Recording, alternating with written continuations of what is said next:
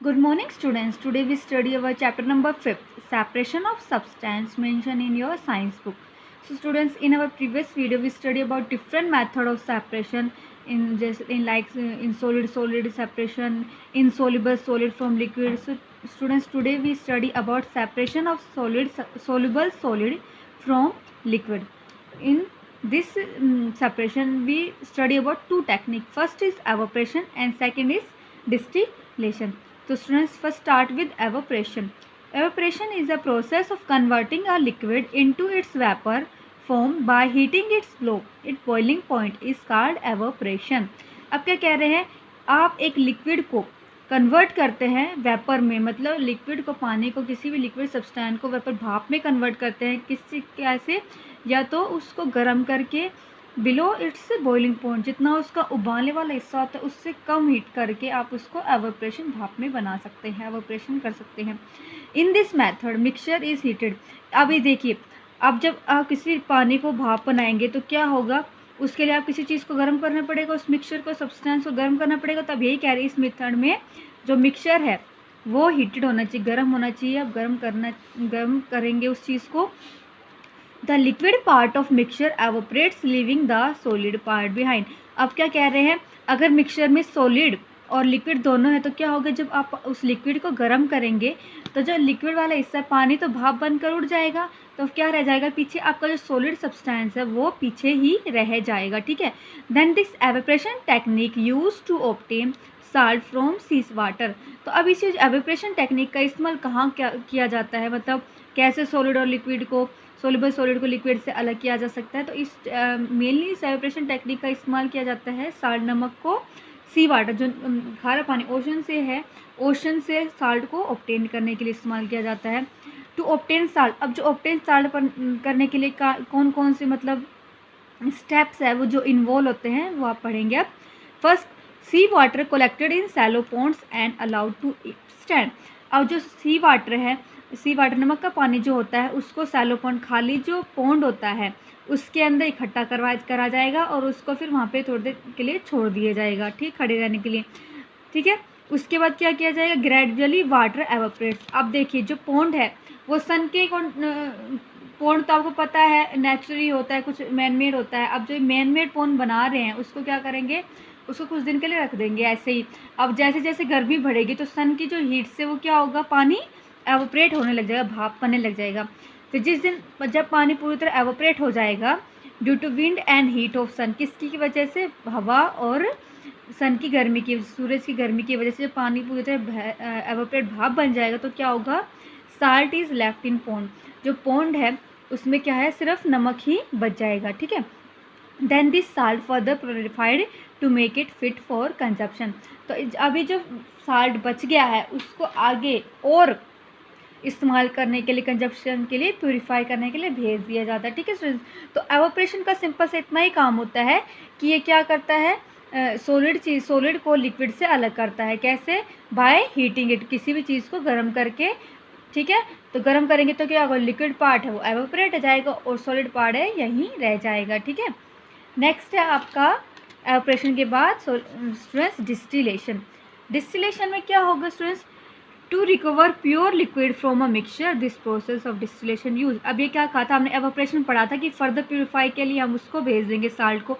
अब डिस्टिलेशन में यही होगा कि जो प्योर लिक्विड को पाने के लिए मिक्सचर को हम डिस्टिलेशन प्रोसेस का इस्तेमाल करते हैं। तो अभी डिस्टिलेशन प्रोसेस होती क्या है, this process of conversion of a liquid into vapour by boiling and then condensing the vapour into liquid is called distillation. अब क्या कह रहे हैं, जो कन्वर्स करेंगे, हम बदलेंगे लिक्विड को वेपर में, जो लिक्विड सब्सटेंस पानी होता है लिक्विड, वेपर भाप में बदलेंगे। किससे, बॉयल, उस चीज़ को उबाल के गर्म करके हम जो है लिक्विड को पहले तो वेपर में कन्वर्ट करेंगे। फिर देन कंडेंसिंग होता है स्टूडेंट्स, जो उस भाप को दोबारा से हम लिक्विड में कंडेंस करेंगे। ठंडी, जब उस लिक्विड को गर्म होने में ठंडा करेंगे तो वापस से वो भाप क्या होगी, लिक्विड में कन्वर्ट हो जाएगी। तो इस प्रोसेस को क्या कह रहे हैं हम, डिस्टिलेशन। इजीली है, पहले हम लिक्विड को वेपर में कन्वर्ट करेंगे, फिर बाद में वापस से उस वेपर को लिक्विड में कन्वर्ट करेंगे। तो ये प्रोसेस क्या होगी आपकी, distillation. Then condensation is opposite of evaporation.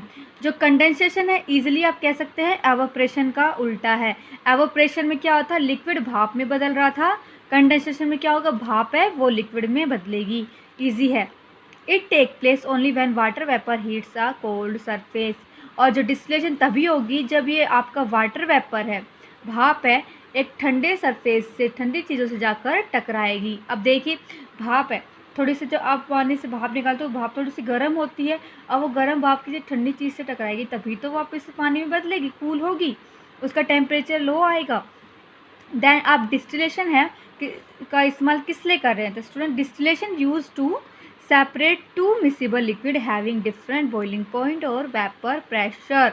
Separate two miscible liquid, two miscible liquid का क्या मतलब है, वो लिक्विड जो आपस में डिज़ोल्व हो सकते हैं, ठीक है। जैसे मिल्क और वाटर को आप जब एक साथ डालेंगे किसी मिक्सचर के में करने के लिए वो आपस में मिक्स हो जाएंगे, तो उसको क्या कह रहे हैं, उस लिक्विड को कहेंगे मिसिबल लिक्विड, ठीक है स्टूडेंट। मिसिबल क्या होगा, वो Dooj liquid which mix with each other, एक दूसरे के साथ मिक्स हो जाते हैं, ठीक है। अब ये जो मिक्सिबल लिक्विड है उनके क्या होना चाहिए, अलग अलग बॉइलिंग पॉइंट, मतलब एक है, एक जल्दी गर्म होने वाला होना चाहिए, एक का बॉइलिंग पॉइंट लेट होना चाहिए, और वेपर प्रेशर भी उनका डिफरेंट होना चाहिए, ठीक है। Next, purify liquid by removing solid impurities. और किससे इस्तेमाल करते हैं, एक जो लिक्विड को प्योरीफाई, साफ़ करने के लिए, ताकि उसमें से आप जो सॉलिड इम्प्योरिटीज़ है, सॉलिड इम्प्योरिटीज़ को, ठोस इम्प्योरिटीज़ को, गंदगी को आप रिमूव कर सके, उसके प्योरीफायर के लिए भी आप डिस्टिलेशन का इस्तेमाल कर सकते हैं। जो प्रोसेस होता है डिस्टिलेशन में क्या क्या इस्तेमाल होता है, solution heated till liquid starts evaporating. Distillation process में क्या होगा, उस सॉल्यूशन को तब तक गर्म किया जाएगा तब तक जो लिक्विड है, आपका पानी है, वो भाप बन के उड़ने लग जाए, जब तक this vapour condense in a condenser to get back pure liquid. अब ये जो भाप है उसको वापस से एक कंडेंसर क्या, एक मटेरियल होता है, उसके अंदर भाप को कलेक्ट कर लिया जाएगा, ठीक है। कलेक्ट करने के बाद क्या होगा, वो वापस वो भाप क्या है, प्योर लिक्विड में कन्वर्ट हो जाएगी, ठीक है। भाप बनाएंगे, जैसे आपका ये है, भाप बनाया आपने इसको, पानी को, ये पानी भाप बन के उड़ने लगा, आपने इसके ऊपर एक कंडेंसर कनेक्ट कर रखा है, तो अब ये भाप उस कंडेंसर से टकराएगी, तो जब आप उसको बंद करेंगे तो भाप है, तो कुछ टाइम बाद कूल होने के बाद क्या है, वापस से प्योर लिक्विड में कन्वर्ट हो जाएगी, और जो इसमें जो भी सॉलिड इम्प्योरिटीज़ बची थी वो इसी में रह जाएगी। Water obtain after distillation from a solution is called distil water. अब डिस्टिलेशन के बाद जो हम पानी ऑब्टेन करते हैं उसे हम डिस्टिल वाटर कहेंगे। एंड जो डिस्टिल वाटर का इस्तेमाल कहाँ किया जाता है, कार, बैटरी एंड लेबोरेटरी में। जो कार की बैटरीज होती है, लेबोरेटरीज होती है, आपकी घर की जो घर में जो बैटरी होती है, इन्वर्टर की जो साथ बैटरी होती है, उसमें डिस्टिल वाटर का इस्तेमाल किया जाता है, ठीक है students. So students, your today's homework is that you have to write down long question number 3, which is what is thrashing? Explain the way in which thrashing is commonly done. जो thrashing है वो क्या होती है और इसके तरीके को आपको एक्सप्लेन करना है। थ्रेसिंग के जो तरीके होते हैं अलग अलग, उसको आपको एक्सप्लेन करना है, ठीक है students. That's it for today students, thank you for listening.